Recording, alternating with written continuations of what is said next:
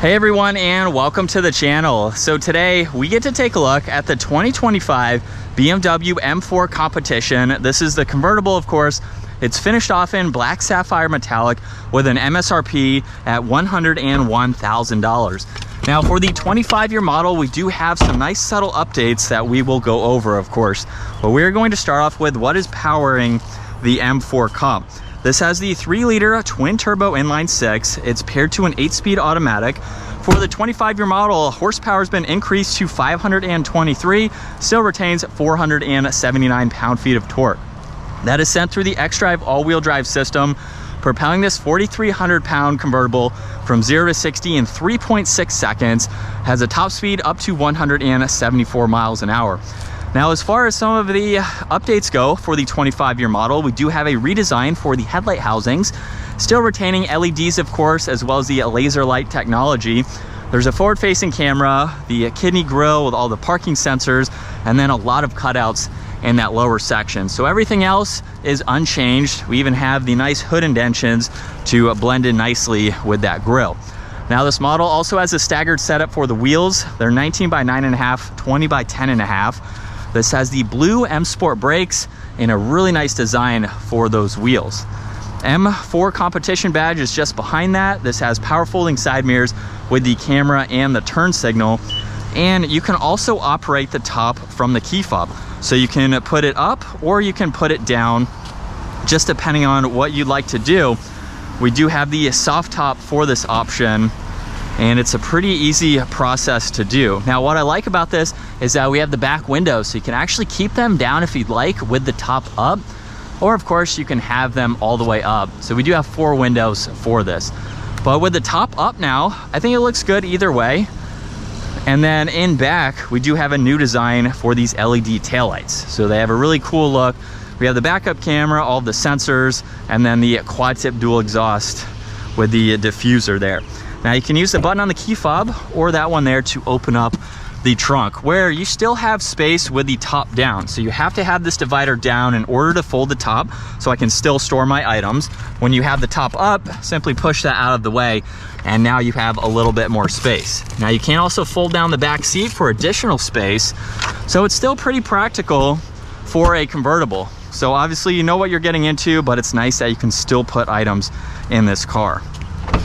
And then the door panel has a nice look to it. This has the Harman Kardon sound system. We have memory seating adjustments, side mirror, all the window controls. You can actually put them all up and down with one button, which makes it so convenient. And then a really nice design for these seats with the suede accents. They are power operated with the one manual adjustment. And then hopping into the back seats now, the seat will move forwards once you push that backrest up. But this is a 4-seater, and honestly, it's not bad for someone at 5'10". I have climates, I have a good bit of space if needed. There's cup holders in the middle, a little bit of storage, and my head is just barely touching this headliner. I do have to slouch slightly, so this would be better for smaller people, but if you needed to use them in a pinch, you have them. You can also gain access to the trunk when you don't have this divider for the wind deflector, which is stored right there. But it's not all that bad for the times that you would need to use those. And then take a look at the biggest change on the interior. We now have a flat bottom design for this M Sport steering wheel. It's finished off in leather, of course. There's carbon fiber goodies, red stripe along with all the stitching, carbon fiber on the paddles, M1 and M2. And then we have all of your normal steering wheel controls on both sides. But with it fired up, let's go over the info that is available for the gauge cluster. Miles per hour and fuel is on the left. Right side is your engine temperature as well as the tach. And then you can also scroll through some content right in the middle. So you get some good vitals that you can pull up and monitor. And then you can also change the gauge cluster layout. In order to do that, go to M mode, put the vehicle into the sports setting, and now you have a little bit different of a view with some more performance driving info right in the middle, as well as your driving modes to that one side. Now you have a little bit of storage with your headlight adjustments. There's one air vent. The air vents have been changed. So if you've seen in the newer X7 models, we have a similar design brought into this. carbon fiber accents surrounding that. And then we have the infotainment system, which is fairly new from BMW, but it's very easy to go through. You have a lot on that home screen, and then there's also several apps that you can go into. Apple CarPlay, Android Auto, climate adjustments. You have everything that you need to go through. There's also shortcuts into your music, phone, and the nav. And then under climates, you have all those adjustments, of course. This does get heated seats, and then you have your temperature dials located on both sides as well. There's power for your audio, as well as tuning and defrosters, wireless charging with cup holders and auxiliaries, and then you can hide that away for the seamless look there with the carbon. Now you also have controls for that touchscreen system, so you don't have to use it as a touchscreen. You can use all of these shortcuts. If we put it into reverse now, there's the backup camera with some presets. You get the 360 view. There's also the backup assistance and auto parking, which is nice. But you have all of these views, which are helpful. And then in Drive, you can also use that shortcut to pull up the forward-facing camera. Now there's park and adjustments for the transmission.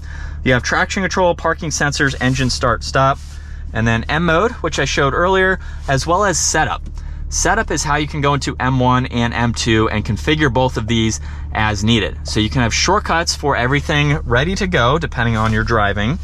There's auto hold, your exhaust note, e-brake, and then the top operation.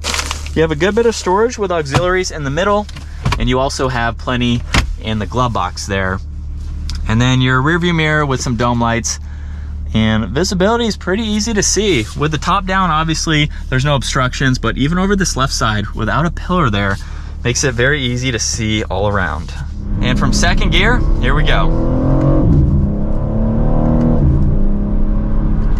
You can feel some of those shifts, which just adds to the drama and the characteristics of this vehicle. Now, if I tone back the shifts, they are going to get a little bit smoother. So it's not a harsh shifting car by any means, but when you have those shifts a little bit quicker, you can feel that feedback in the shifts. But this is what it's like to be behind the wheel for the 2025 BMW M4. Certainly a great place to be for the day, and obviously if you're owning this, a fantastic view while you drive this every single day.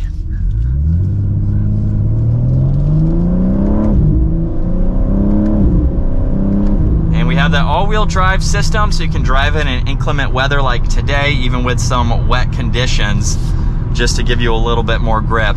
Seats are so comfortable though. I really like the position that they have. And it's so much fun even at normal speeds here. But I like this. If you're in the market for a performance-oriented vehicle, but you want something that is geared towards being luxurious too, BMW has some great options. They have the M2, they have the M4, there's also the M8, slightly bigger, a little bit different in the power compared to the M4, and then obviously different than the M2. So you have some great options, whether you want manual, you want automatics. Definitely a fun vehicle to drive. And it's practical too. So if you need a little bit larger vehicle, you don't want just a two-seater, this is a great option. And the fact that we do have the convertible. Now I won't put the top all the way down, but what I can do is put all four windows down.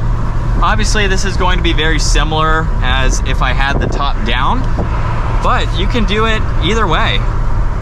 So if it's maybe too hot for the day, you want to keep the top up, you can still have that cross breeze and that top down experience, and then obviously put the top all the way down if you would like to. That is going to wrap it up though for the 2025 BMW M4 Competition. Once again, huge shout out to Hendrick BMW Northlake for providing this for me today. Definitely take a look at their website. That link is down below. Give this video a huge thumbs up if you enjoyed it, and consider smashing that subscribe button so you don't miss out on our daily uploads. And I will see you all in the next video.